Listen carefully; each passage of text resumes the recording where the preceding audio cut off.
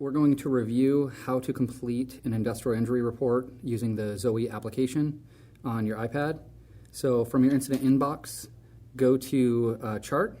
Basically, you're going to create a new chart. And once that ticket uploads, you're going to click edit. If it opens up itself, then great, that's even better. We'll go to run disposition. A few from the bottom, you're going to have City of Mesa incident report.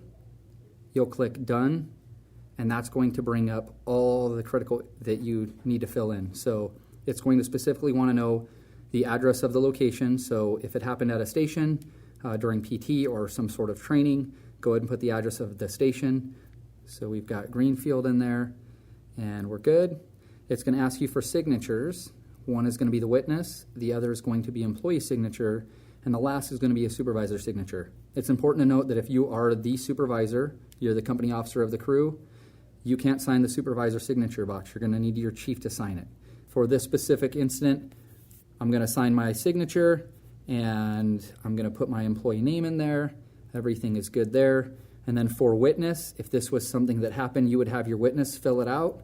You can add anybody's name. If you don't have a witness, go ahead and put none. And then, of course, for the signature, because it wants a signature as well, you can write none on that. Again, the last thing for this, the signature tab is going to be supervisor signature, because as a company officer, I need the chief to sign that. For the City of Mesa incident, we're going to go to incident type. At the very top is the industrial injury. Now, you can click all that apply.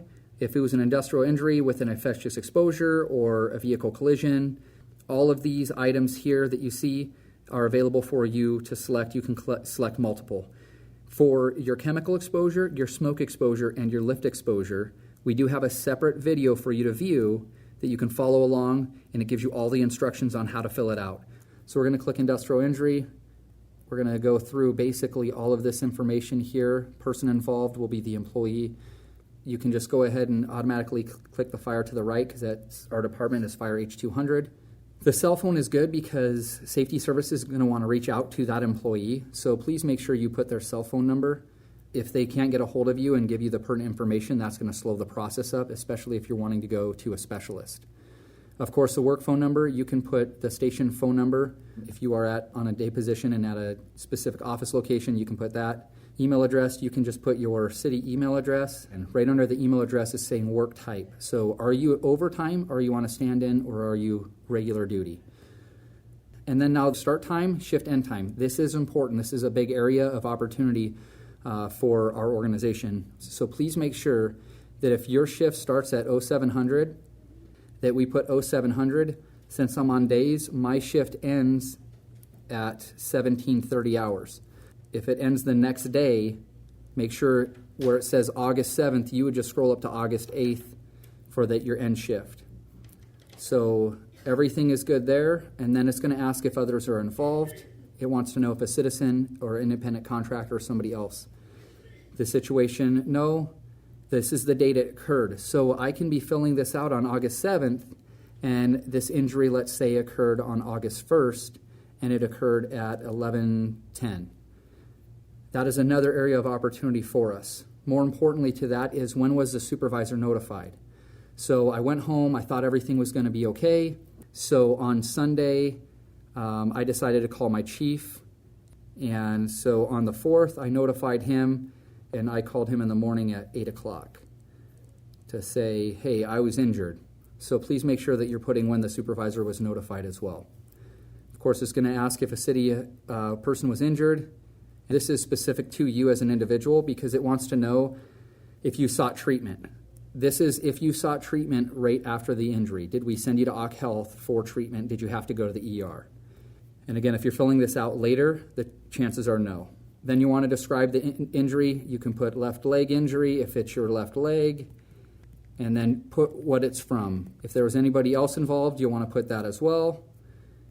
If it was preventable, hopefully the injury is not preventable, but if it is, go ahead and select yes. And then, was treatment required? So it's one thing if you sought treatment, it's another thing if somebody required you and was your supervisor mandated you to go to either the ER or to Occ Health. So if they did not mandate you to do that, then that's a no. Section 5 is for witnesses. Have the witness fill this in. If there is no witness, you could just put zeros, and then, of course, or unable to obtain. That should take away the criticals for that area. Nothing else in this section for the City of Mesa incident is critical, so then we would go to our narrative. You see at the very top, it says City of Mesa person involved in the incident and City of Mesa witness statement.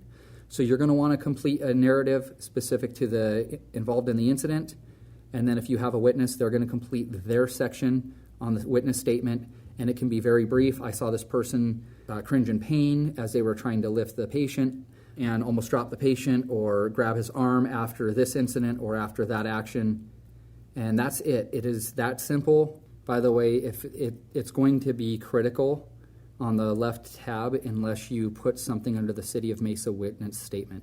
So just put none or there was no witness during this if you did not have a witness. And again, this signature here is going to be for the supervisor. If you don't have a supervisor, this is where you're going to back out to go to the incident inbox. You're going to click menu, transfer, and if I wanted to transfer to a unit, I can transfer to any unit if I want my supervisor to sign. Resources and maintenance. Let's say the chief was down there, I could send it to them. They actually have an iPad. I would call beforehand, ask them if they have their iPad up. I can transfer this to them. They can log in, and the chief can sign and validate it from there. So once the chief gets it, he would click edit. He would click signature, scroll down.